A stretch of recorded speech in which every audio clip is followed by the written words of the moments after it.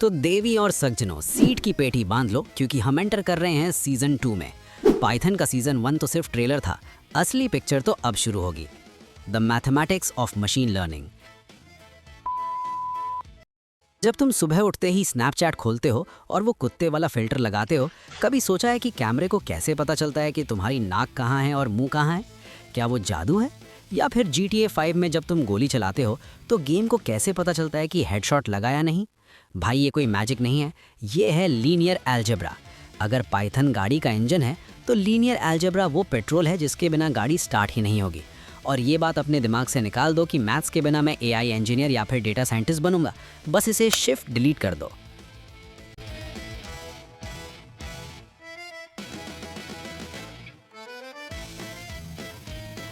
चलो सबसे basic concept से स्टार्ट करते हैं। जैसे तुम PUBG या फ्री फायर खेल रहे हो, स्क्रीन पर लिखा आ रहा है स्पीड 50 किलोमीटर्स पर आवर। ये जो 50 है ना, ये अकेला है, इसकी कोई डायरेक्शन नहीं है। इसे हम कहते हैं स्केलर। कोडिंग की लैंग्वेज में अगर तुम लिखो x = 50 तो ये एक स्केलर क्वांटिटी है, सिंपल।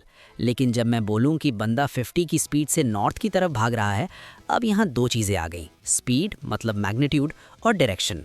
इसे हम कहते हैं वेक्टर। मशीन लर्निंग में वेक्टर बेसिकली नंबर्स की एक लिस्ट होती है जो किसी डायरेक्शन को पॉइंट करती है। तो हम इसके लिए numpy यूज़ करेंगे। numpy के बारे में मैंने पिछले सीजन में इस एपिसोड में बताया था। So import numpy as np और फिर v = np.array 3,4।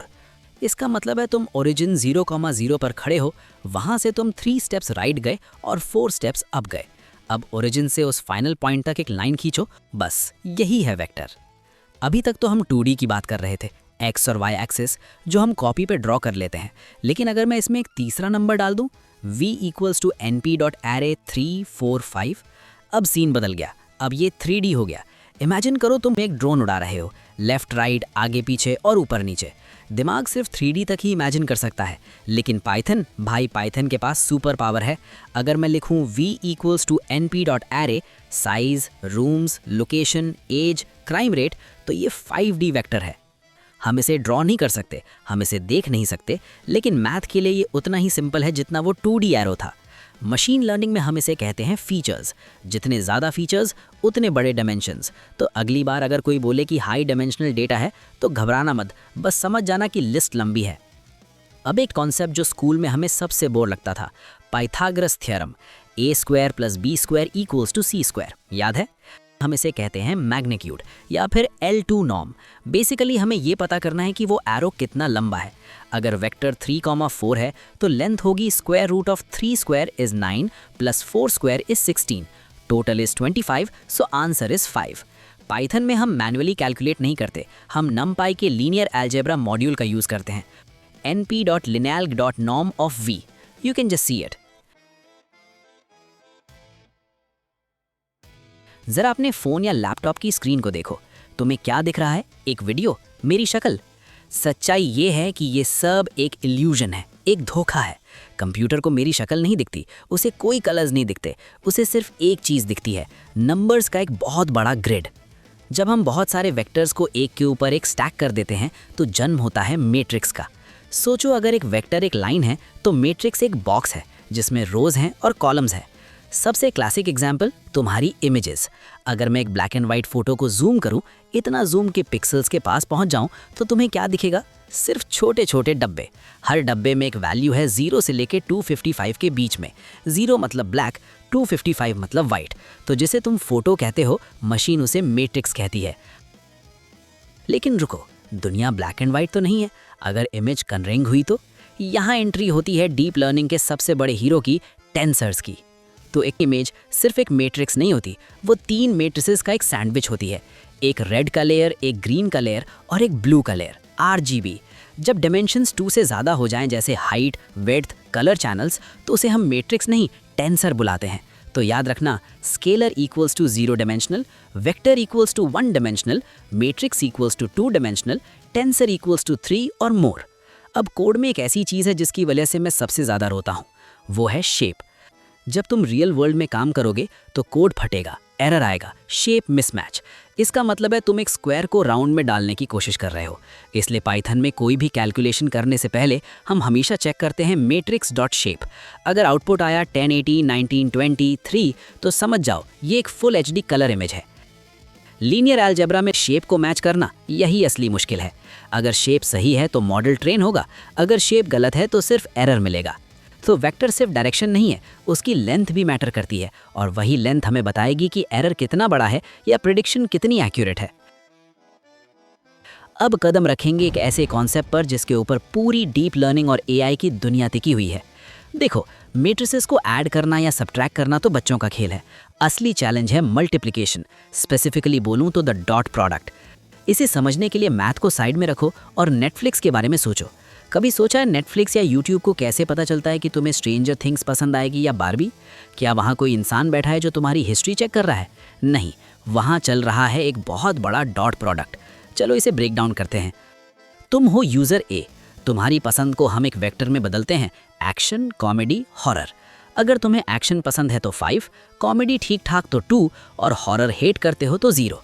तुम्हारा वेक्टर बना यूज़र इक्वल्स टू 5 2 0। अब नेटफ्लिक्स के पास एक मूवी है जॉन विक, उसका वेक्टर है 5 1 0, फुल एक्शन, थोड़ा कॉमेडी, नो हॉरर। अब डिसीजन लेने के लिए एल्गोरिदम क्या करेगा? क्या वो इन्हें ऐड करेगा? नहीं, वो करेगा डॉट प्रोडक्ट, यानी पहले वाले को पहले से मल्टीप्लाई, दूसरे वाले को दूसरे से, और फिर सबका सम। कैलकुलेशन देखो, 5 × 5 + 2 × 1 + 0 × 0 equals to 25 + 2 + 0 equals to 27। Score आया 27। ये एक बड़ा नंबर है, इसका मतलब तुम्हारे और मूवी के बीच में अलाइनमेंट है। नेटफ्लिक्स कहेगा ये देख लो भाई, मज़ा आएगा। लेकिन अगर मूवी होती कॉन्ज्यूरिंग, हॉरर, तो movie equals to 005, 5 × 0 + 2 × 0 + 0 × 5 equals to 0 + 0 + 0 equals to 0। यही है मैजिक। अगर डॉट प्रोडक्ट का रिजल्ट हाई पॉजिटिव है तो मतलब दो वेक्टर्स एक ही डायरेक्शन में जा रहे हैं, सिमिलर हैं। अगर रिजल्ट 0 है तो मतलब वो 90 डिग्रीज पर हैं, उनका आपस में कोई लेना देना नहीं है। हमें ये सब मैन्युअली करने की ज़रूरत नहीं, हम बस लिखते हैं np.of_user_vector.movie_vector, एक लाइन में खेल खत्म। जब तुम न्यूरल नेटवर्क सीखोगे तो याद रखना, हर एक न्यूरॉन जो सीख रहा है वो असल में यही डॉट प्रोडक्ट कर रहा है। वो बस ये ढूंढ रहा है कि कौन सा पैटर्न किस इनपुट के साथ मैच करता है। तो डॉट प्रोडक्ट सिर्फ मैथ नहीं है, ये सिमिलैरिटी को नापने का टूल है। डॉट प्रोडक्ट समझ आ गया, लेकिन जब तुम कोड रन करोगे तो स्क्रीन लाल हो जाएगी। एक बहुत डरावना एरर आएगा, value error, shapes 3,2 and 3,2 not aligned. इसे हम कहते हैं डिमेंशन मिसमैच। ये एक सबसे बड़ा विलन है। इसे ऐसे समझो, तुम्हारे पास एक यूएस का लैपटॉप चार्जर है और दीवार पे इंडियन सॉकेट है। भले ही दोनों बिजली का काम करते हैं, पर वो कनेक्ट नहीं होंगे। क्यों? क्योंकि उनका शेप मैच नहीं कर रहा। मैट्रिसेस के साथ भी यही प्रॉब्लम है। लीनियर अलजेब्रा का एक गोल्डन रूल है, इसे अपने दिमाग में टैटू करवा लो। अगर तुम्हें मैट्रिक्स ए और मैट्रिक्स बी को मल्टीप्लाई करना है तो ए के कॉलम्स और बी की रोज बराबर होनी चाहिए। एग्जाम्पल देखो, मेरे पास मैट्रिक्स ए है 3,2, मतलब 3 रोज 2 कॉलम्स, और मैट्रिक्स बी भी है 3,2। क्या हम इनका डॉट प्रोडक्ट कर सकते हैं? जवाब है नहीं, क्योंकि ए का 2 और बी का 3 मैच नहीं कर रहे। तो अब क्या करें? लैपटॉप फेंक दे? यहाँ हम यूज करते हैं ट्रांसपोज। हम मैट्रिक्स बी को पकड़ेंगे और उसे फ्लिप कर देंगे। जो रो थी वो कॉलम बन जाएगी और जो कॉलम था वो रो बन जाएगा। इसे हम लिखते हैं b.t। अब b का शेप हो गया 2,3। अब चेक करो, बिंगो, मैच हो गया, कनेक्शन सक्सेसफुल। तो याद रखना, जब भी डीप लर्निंग में फंसो, जब भी एरर आए तो घबराना मत, बस अपनी मैट्रिक्स को ट्रांसपोज करके देखना। 90% टाइम तुम्हारी प्रॉब्लम सॉल्व हो जाएगी। 1 hour later. So guys, linear algebra के लिए बस इतना ही। मुझे लगता है कि आपको वीडियो पसंद आया होगा। सो मिलते हैं अगले एपिसोड में, तब तक के लिए बस ग्राइंड करते रहना। Bye bye.